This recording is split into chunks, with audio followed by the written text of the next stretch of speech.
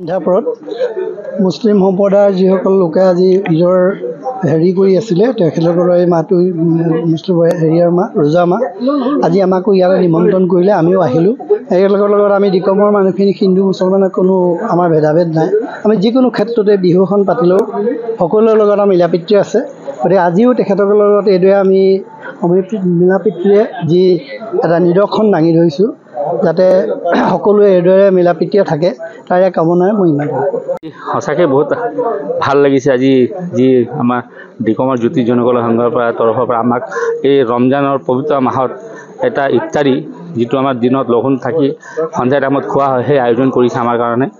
আৰু সেই তাকে তেওঁলোকক বহুত বহুত ধন্যবাদ জ্ঞাপন কৰিছোঁ যিহেতু কাৰণ আমাৰ এই শংকৰ ৰাজনৰ দেশত যি মিলাপ্ৰীতি ভাৱ এটা আনিব বিচাৰিছে আৰু সেইকাৰণে যিটো আমাৰ গোটেই দেশত দেখা যায় যে মানে গোটেই মানে এই ধৰ্ম লৈ পেলাই বা নিজৰ জাতি লৈ পেলাই আজি বহুত ভেদাভেদ আহিছে কিন্তু আমাৰ এই দিকম অঞ্চলটোত যি আজি এই মিলা প্ৰীতি এটা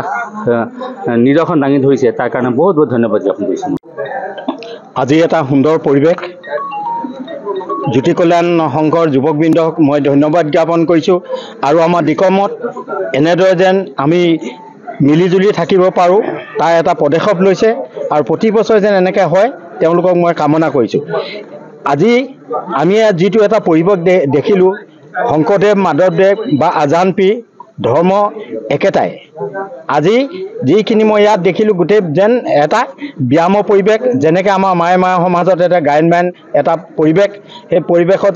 যিদৰে আজি ইয়াত আহি মই যি দেখিলোঁ তেওঁলোকে যেন এটা ব্যায়ামৰ পৰিৱেশ ইয়াত কোনো বেমাৰ আজাৰ নহ'ব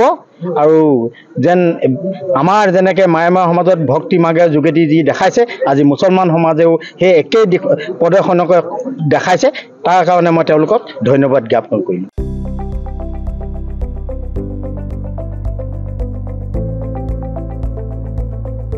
NB নিউজ